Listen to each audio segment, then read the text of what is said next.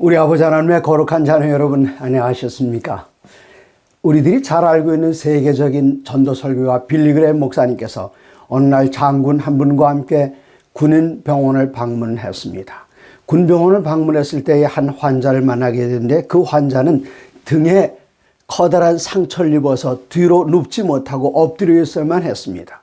그래서 여기 특수한 침대가 있는데, 그 침대에는 그 한가운데 얼굴 부분에 구멍이 뚫어져 있어서 아래로 내려다보고 숨을 쉴 수 있게 되어 있습니다.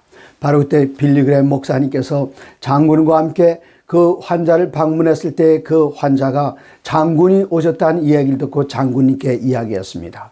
장군님, 저는 장군님을 위해서 싸우다가 이렇게 상처를 입었습니다. 그런데 저는 한 번도 장군님을 뵙지 못했습니다. 장군님을 한번 볼 수 있으면 좋겠습니다. 이렇게 했을 때에 이 장군께서는 전혀 주저하지 않고 그대로 침대 밑으로 내려가서 병실 바닥에 누웠습니다. 바닥 위에 누워서 위에서 내려다보고 있는 그 환자, 이 환자는 동그란 그 구멍을 통해서 엎드려서 내려다보고 있는데, 이 환자의 두 눈에서 눈물이 뚝뚝 떨어졌습니다. 그 눈물이 장군의 얼굴에 떨어졌습니다. 얼마나 감동적인 모양이었습니까? 이때 빌리그레임 목사님께서는 또 다른 장군과 다른 사병을 생각했습니다. 온 우주의 사령가신 우리 주님께서 이 땅에 사는 당신의 형제 자매들이 사단으로부터 공격받아서 병들고 연약해졌을 때에 그들이 사령관이신 예수님 얼굴을 보기를 원했습니다. 그럴 때 예수님께서는 하늘을 떠나서 이 땅에 오셔서 우리의 눈물을 친히 받으시고 우리의 눈물을 씻겨주셨습니다. 그분이야말로 모든 교사들의 가장 모본이 되는 교사가 아니겠습니까? 이번 13번에 걸쳐서 우리들은 한 개 동안 기독교 교육에 대해서 공부하는데, 오늘은 그 5번째 시간으로 큰 교사이신 예수님이란 제목으로 함께 말씀을 나누겠습니다. 먼저 히브리서 1장 1절에 보면은 옛적의 선자들을 통하여 여러 부분과 여러 모양으로 우리 조상들에게 말씀하신 하나님이, 옛날에는 하나님께서 우리들에게 말씀할 때 직접 말씀하시는 대신에 선자들 통해서 말씀하셨습니다. 2절입니다. 이 모든 날 마지막에는 아들을 통하여 우리에게 말씀하셨으니 이 아들을 만유의 상속자를 세우시고 또 그로 말미암아 모든 세계를 지으셨느니라. 온 세계 우리 주님께서 창조했다는 사실을 기록하고 있습니다. 3절입니다.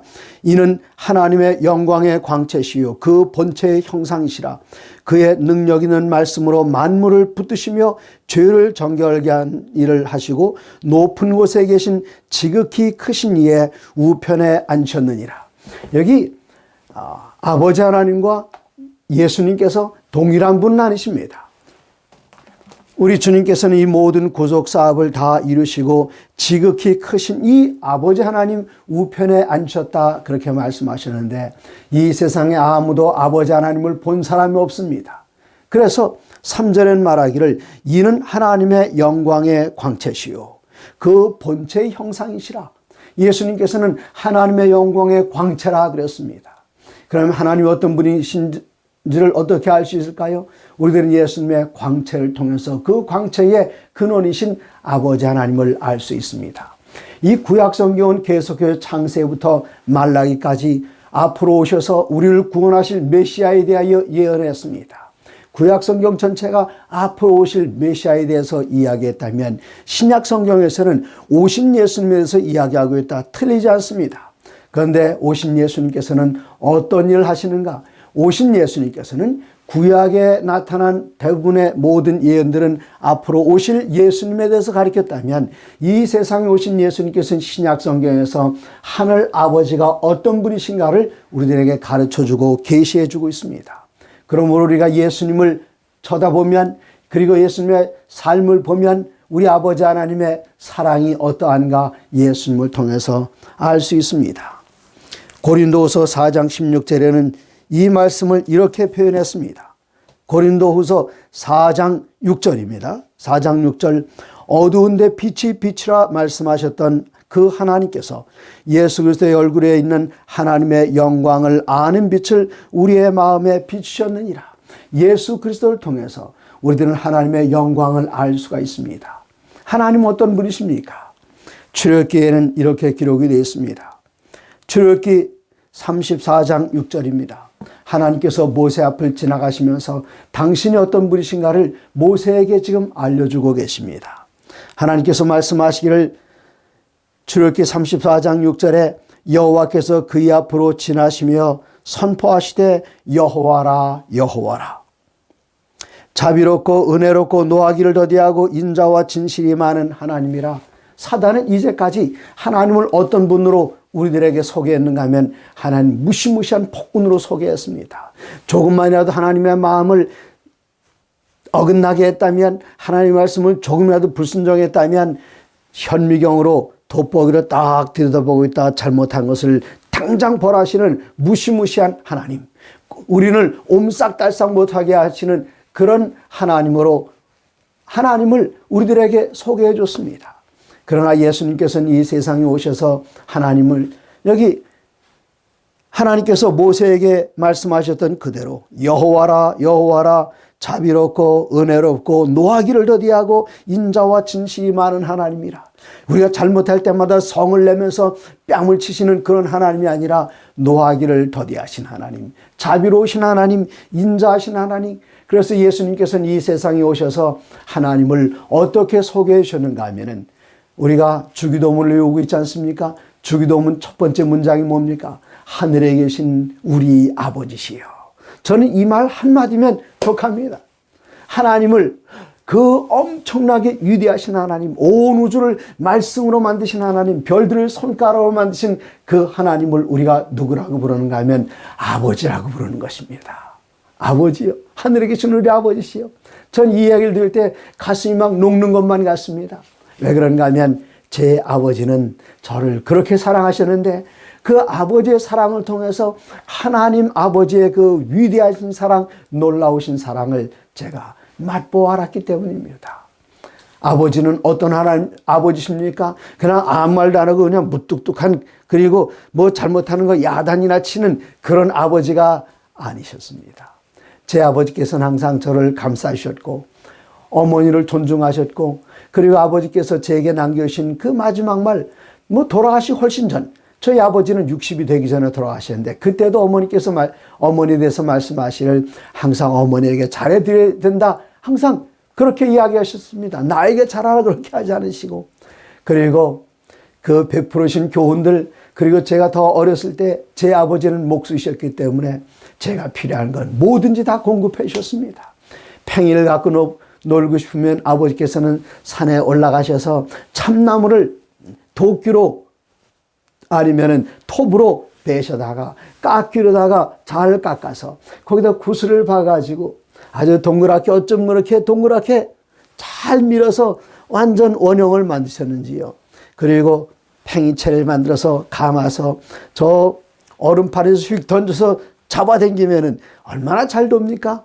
조금 있다가 멈추려고 하면 팽이채를 가지고 치면은 이 팽이가 맞으면 맞을수록 더 잘 돕니다.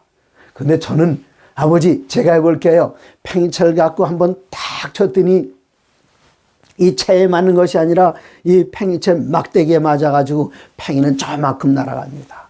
근데 저희 아버지께서는 팽이도 만들어 주시고 팽이도 잘 돌리시고, 와 아버지 제가 이 뭐 좀 타고 싶다 그러면은 옛날에는 그 구루마는 일본 말인가요? 여기에 이렇게 타는 그 외건 같은 거 그걸 만드셔가지고 이것을 직접 끌으시고 그러셨습니다. 그 아버지를 생각하면 저는 나중에 자라나서 교회에 다니면서 아버지에게 매를 많이 맞았어요. 그러나 아버지에게 매를 맞을 때마다 이 종아리에 회초리가 날아오면은 저는 울었습니다. 아파서 우는 것이 아니라 이게 아버지가 아들을 사랑하는 표현 방법이었기 때문에. 그 길로 가면 안 된다. 일주일에 한 번씩 결석해야 하는 그 교회 가면 안 된다고. 어느 교회는 다 되지만 그 교회는 안 된다고. 그러시면서도 약 좀 안 잡수시면 어떻게 하시는가 하면 저를 붙들고 오시면서 아들아 정행아 내가 널 왜 이렇게 미워하는지 모르겠다. 그러면서 아버지 속마음을 털어놓으시면서 우시던 아버지. 그러나 약 좀 안 깨면 언제 그러냐는 듯이 교회를 택할 것이냐 학교를 택할 것이냐 둘 중에 하나를 선택하라. 저는 그때에 아버지가 무섭지 않고 아버지에게 미안했고 아버지가 너무 존경스럽고 아버지의 사랑이 제 몸에 회초리로 다가올 때마다 아버지의 사랑이 사랑이 제 몸속으로 깊이 들어오는 걸 느꼈습니다. 예수님께서는 하늘 아버지를 가리키실 때에 바로 무서운 폭군인 아버지가 아니라 우리를 이토록 사랑하시는 자애로운 아버지로 그분을 소개해 주셨습니다. 요한복음 1장 1절에 보면은 예수님께서 이 세상에 오실 때에 태초에 말씀이 계시니라 말씀이 하나님과 함께 계셨으니 이 말씀은 곧 하나님이시니라. 예수님께 처음부터 하나님의 아들이 아니셨습니다. 같은 신성이셨습니다. 그런데 하나님 신성이신 예수님께서는 자원하여 이 땅에 오시는데 그분을 말씀이라고 그랬는데 14절에 오면은 말씀이 육신이 되어 우리 가운데 거하심에 우리가 그의 영광을 보니 아버지의 독생자의 영광이요 은혜와 진리가 충만하더라. 이 예수를 보니까 무엇이 보이는가 하면 아버지의 영광이 보입니다. 아버지의 영광이 무엇입니까? 예수님으로 나타난 사랑, 그것이 아버지의 영광입니다. 온 우주를 말씀으로 만드신 그것도 영광이지만 가장 커다란 영광은 나 같은 죄인을 위해서 바로 이 예수님을 우리에게 보내셨다는 그 사실. 그래서 예수님을 보면 뭐가 드러나는가? 하나님의 사랑이 드러나고 하나님의 영광이 거기서 번뜩입니다. 18절에 말씀하시기를 본래 하나님을 본 사람이 없으되 아버지 품속에 있는 독생하신 하나님이 나타나셨느니라. 하나님은 과연 어떤 분이실까? 궁금해 하십니까? 그러면 누구를 보면 되는가 하면 아들이신 예수님을 보면 됩니다. 다시 읽겠습니다. 요한복음 1장 18절에 아버지 품속 본래 하나님을 본 사람이 없으되 아무도 하나님의 영광을 그대로 보고는 살아남을 수가 없습니다. 그렇기 때문에 아무도 하나님을 본 사람이 없지만 아버지 품속에 있는 독생하신 하나님이 나타내셨느니라. 그래서 우리들이 잘 알고 있는 요한복음 14장에 오면은 예수님께서 하나님을 보고 싶어하는 빌립에게 말씀하셨습니다. 요한복음 14장 여러분 잘 아시죠? 14장 1절은 누구나 다 이해합니다. 너희는 마음에 근심하지 말라. 하나님을 믿으니 또 나를 믿어라. 예수님을 믿으면 하나님을 믿는 것 같습니다. 왜 그런가 하면은 하나님의 모든 영광이 예수님을 통해 다 드러났기 때문에. 그리고 예수님께서 내가 너희를 위하여 초소를 예배하러 간다.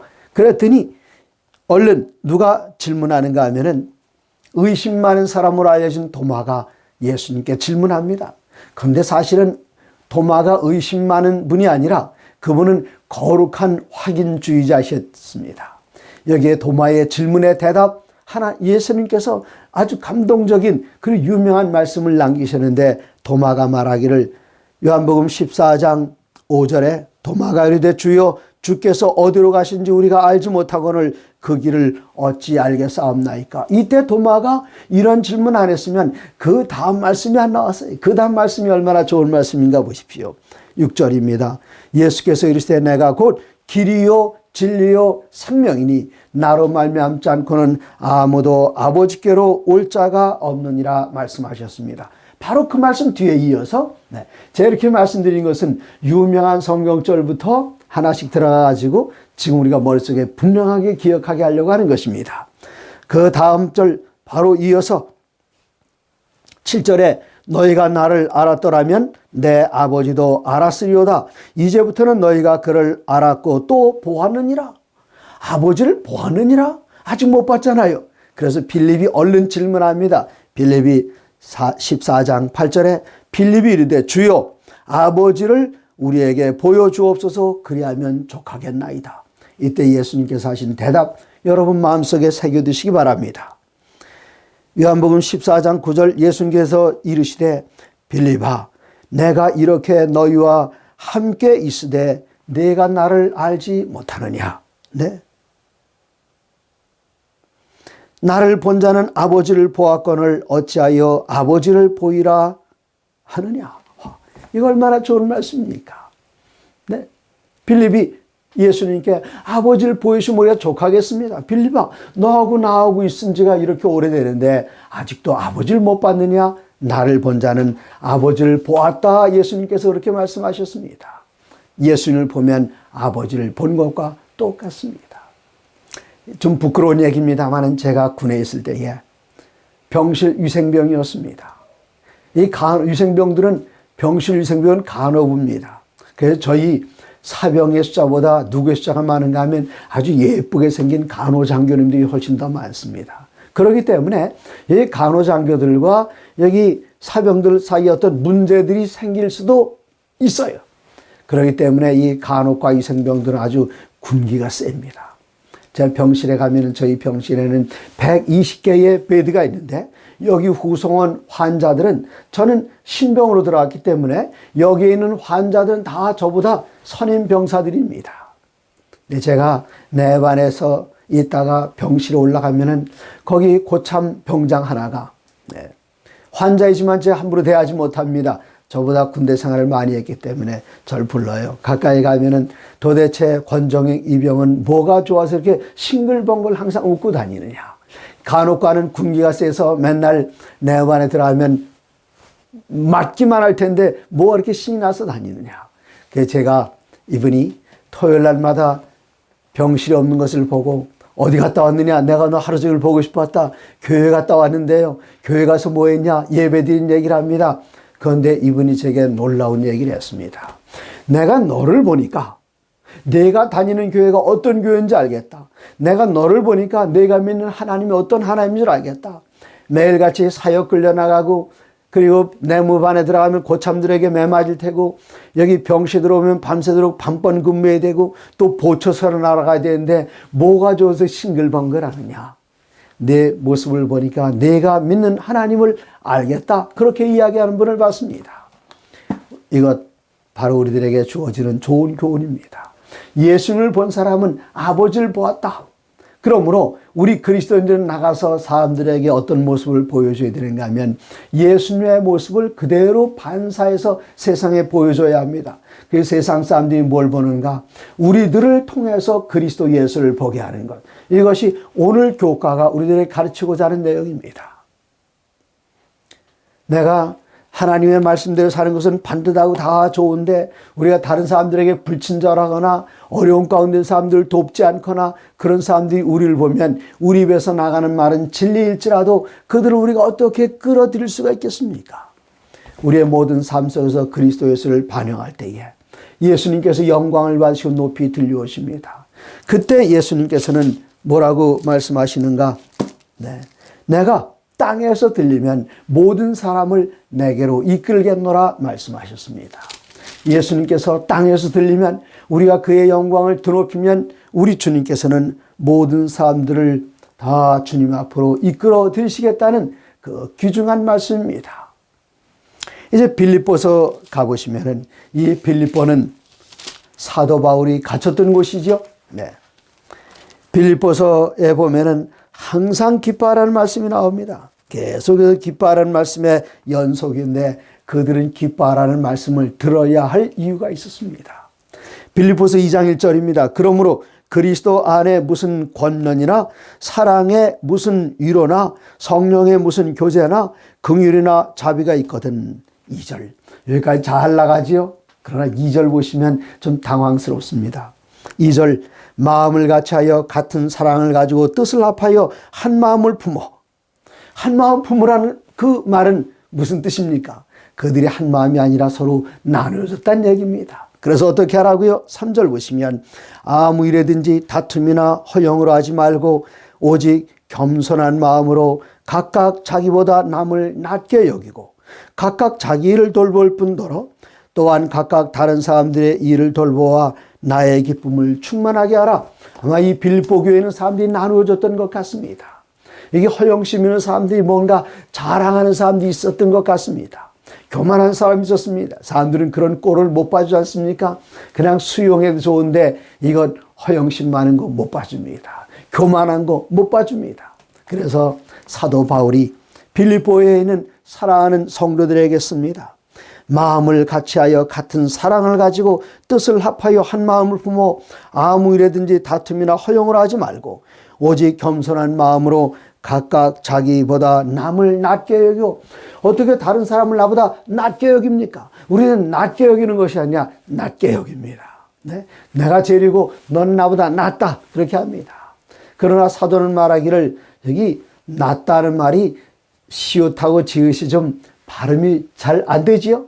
분간이 잘 안 됩니다. 여기 낮게 여긴다는 것은 상대방을 나보다 더 높여서 생각하고 나 자신을 낮추라는 것입니다.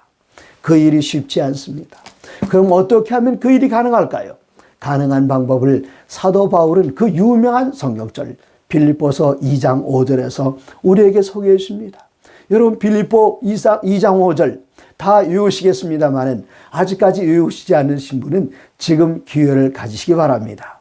빌립보서 2장 5절에 말씀하시기를 너희 안에 이 마음을 품으라 곧 그리스도 예수의 마음이니 우리가 허영심이 있고 교만하여 다른 사람을 나보다 더 낮은 위치에 있는 사람을 생각하고 이렇게 할 때에 우리의 마음 가운데 뭐가 있어야 되는가 하면 너희 마음에 이 마음을 품어라. 무슨 마음일까요? 곧 그리스도 예수의 마음이니 예수의 마음을 우리 마음 가운데 품게 된다면 어떤 마음일까요? 6절부터 예수님이 어떤 분이신가 소개합니다. 그리고 예수님의 마음이 어떤 마음인지 소개합니다. 2장 6절 그는 근본 하나님의 본체시나 예수님이 누구십니까? 우리는 아들로만 알았는데 예수님이 누구신가 하면 그는 근본 하나님의 본체시라 말씀하셨습니다. 이 하나님의 본체시나 하나님과 동등됨을 취할 것으로 여기지 아니하시고 같이 동등됨으로 여기질 않으셨습니다. 그리고 스스로를 낮추셨습니다. 이거 쉽지 않습니다. 여기 동료들이 쭉 있는데 갑자기 낮춘다는 것 이거 쉬운 일이 아니에요. 저하고 가까운 친구 목사님이 한 분 계십니다. 오영석 목사님 정말 좋은 친구예요. 우리 참이 가까운데도 영광의 그날이 오면 그분이 쓰셨죠.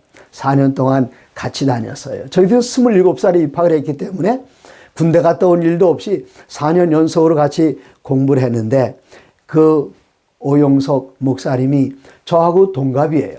생일이 저보다 며칠 좀 늦어요. 그래서 항상 제가 뭐라고 말했는가 하면 내가 형이라 그러고 또 그 오영석 목사님 사람을 보면 저는 제수 씨라고 불렀습니다. 뭐 그분들이 겸손한 분들이니까 제가 이렇게 해도 뭐 불편해하지 않아요. 그러다 제가 60이 넘어가지고 아이고 내가 평생 형이라고 그랬는데 안 되겠다. 이제부터는 저분을 형님이라고 부르고 형수님이라고 불러야겠다. 그래서 오영석 목사님 한번 만났을 때 사모님에게 형수님 그랬더니 깜짝 놀라면서 아니 언제는 제수라고 이제 형수라고 불러요 그러세요. 그래요 사모님 이제까지는 저 제수 노릇 하셨으니 저 죽을 때까지 앞으로는 형수님 하십시오. 제가 그렇게 했어요. 이거 친구끼리 서로를 낮추는 것 그거 제 이런 얘기에 좀 불편하고 쑥스럽습니다만은 우리 사이가 얼마나 좋은 사이인지 그렇게 드러날 수 있습니다. 그런데 예수님께서는 하나님 아래에 계시는 아래뿐이 아니십니다. 하나님은 원래 하나님의 본체시지만 하나님과 동등될 것으로 여기지 아니하시고 2장 6절 어떻게 하셨습니까? 7절입니다. 오히려 자기를 비워 종의 형체를 가지사 사람들과 같이 되셨고 사람들과 같이 된다는 것이 무엇입니까? 하나님께서 사람을 만드셨습니다. 그런데 창조주가 누구처럼 되셨는가 하면 내가 만든 피조물처럼 되었다. 이게 가당키 난 일입니까? 그러나 예수님께서는 하나님과 서로 동등될 것을 주장하지 아니하시고 자기를 비우셔서 이 아래로 내려오셔서 당신께서 친히 흙으로 지으신 그 사람들과 같이 되신 이 마음, 자기를 낮추는 마음, 누구에게 말씀하셨는가? 서로 다툼이 있고 교만하고 허영심 많은 빌립보 신자들에게 사도 바울은 이렇게 호소합니다. 스스로를 낮추라고 호소합니다. 스스로를 높이지 말고 낮추라고 누구처럼요? 너희 안에 이 마음을 품으라 곧 그리스도 예수의 마음이니 예수님께서는 하나님과 동등 본체시지만 동등될 것으로 여기지 아니하시고 낮추셔서 자기를 비워 종의 형체를 가지고 인간이 되셔서 8절 사람의 모양으로 나타나서 자기를 낮추시고 어디까지 복종하셨는가 하면 그냥 이 정도 복종한 것이 아니라 완전히 죽기까지 복종하셨으니 어디에 죽었는가? 그냥 보통 죽음도 아니고 가장 치욕스러운 십자가의 죽음, 십자가 위에 죽으셨다. 그렇게 이야기했습니다. 이렇게 했을 때 하나님께서는 그래 좋다. 그렇게 하지 않으셨어요. 2장 9절 어떻게 하셨습니까? 이러므로 하나님이 그를 지극히 높여 모든 이름 위에 뛰어난 이름을 주사 하늘에 있는 자들과 땅에 있는 자들과 땅 아래에 있는 자들로 모든 무릎을 예수의 이름에 꿇게 하시고 모든 입으로 예수 그리스도를 주라 시인하여 하나님 아버지께 영광을 돌리게 하셨느니라. 예수님께서는 이렇게 낮추고 또 낮추셨을 때에 아버지 하나님께서는 예수님을 높이고 높으셔서 온 우주에는 모든 무릎으로 하여금 예수님 앞에 꿇게 하셨습니다. 여러분, 여기서 우리들이 취해야 할 교훈이 있습니다. 11절입니다. 모든 입으로 예수 그리스도를 주라 시인하여, 누구를 주라 시인한다고요? 우리를 위하여 종이 되신 그분을 주님이라 시인한다면 우리는 그의 뭐가 되는 것입니까? 이 종이 되신 예수님을 우리가 주님이라 시인하면 우리가 종이 되는 것입니다.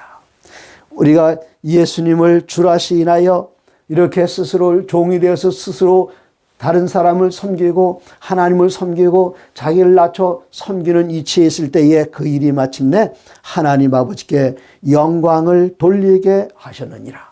우리가 하나님께 영광 돌리는 방법이 어떤 방법이 있습니까? 많은 방법이 있겠지만 여기 사도 바울은 빌립보 교회에 편지하면서 예수님께서 낮추시고 또 낮추셨던 것처럼 너희들도 낮추고 또 낮추면 예수님을 주인으로 시인하게 되고 예수님을 주인으로 시인하면 너희의 낮춤으로 인하여 하나님께서 영광을 받으신다 말씀하셨습니다. 여러분, 하나님의 영광을 위해서 이 마지막 때 세 천사의 기별, 첫째 천사 뭐라고 이야기합니까? 또 보니 다른 천사가 공중에 날아가는데 땅에 거하는 자들 모든 자들에게 전할 영원한 복음을 가졌는데 계시록 14장 7절 그가 큰 음성으로 가로되 하나님을 두려워하며 그에게 영광을 돌리라. 이는 그의 심판하실 시간이었기 때문이라. 심판이 임박한 이때에 심판의 시기 가운데 살고 있는 우리들 해야 할 일은 하나님께 영광 돌리는 일인데 언제 하나님께서 영광을 받으시는가?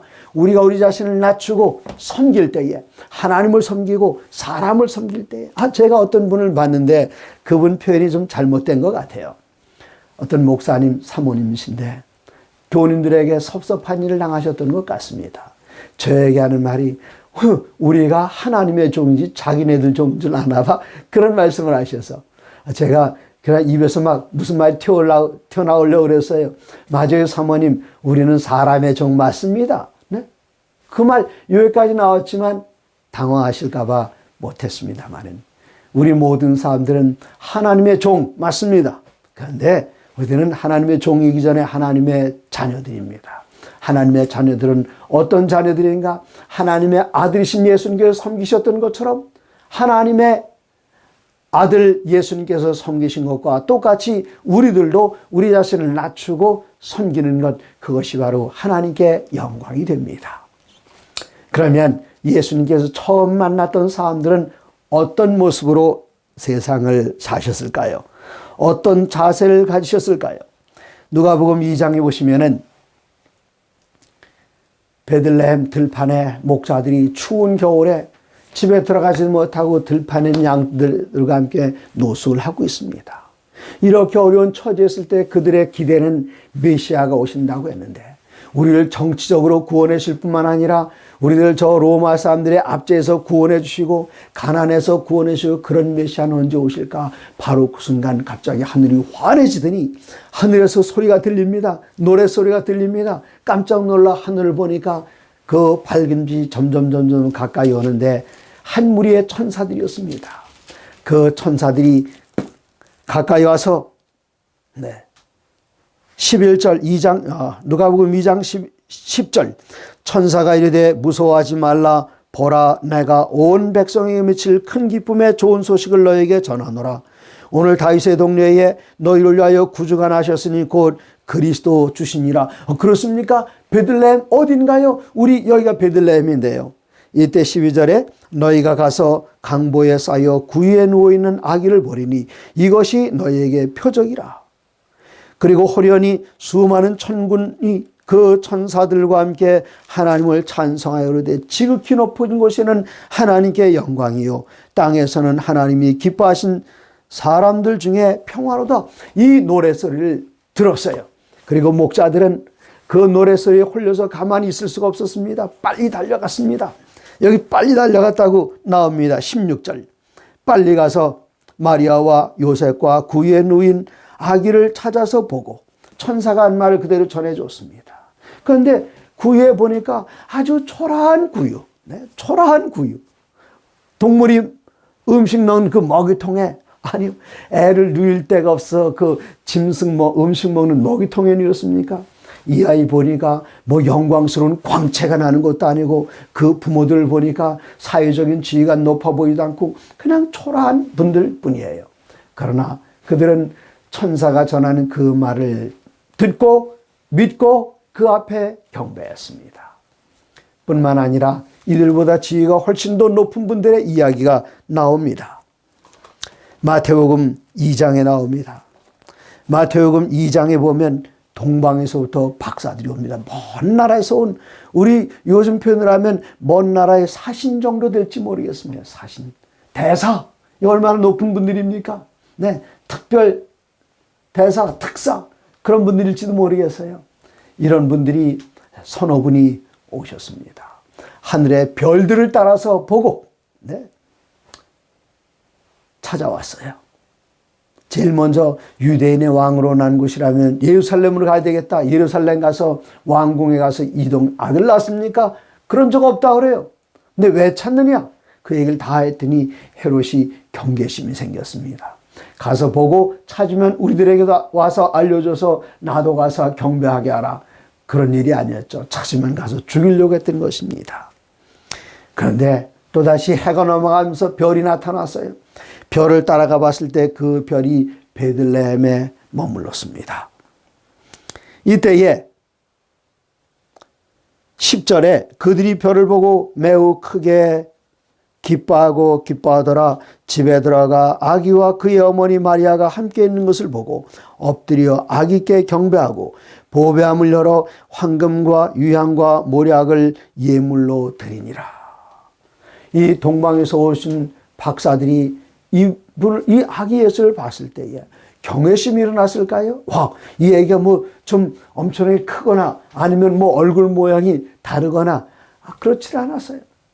거기 부모들의 모습을 보니까 자기네 지위와는 전혀 맞지 않은 아주 하층민들 가난한 노동자 가정이었습니다. 그럴지라도 그들은 말씀을 믿었습니다. 그리고 말씀대로 순종했습니다. 그리고 하나님께서 인도하시는 그 길에 대한 확신을 가졌습니다. 이 아기를 보자마자 사회적으로 지체가 높은 동방박사들이 그 아기 앞에, 이들은 학자요, 정치가요, 탁월한 지도자들이었습니다.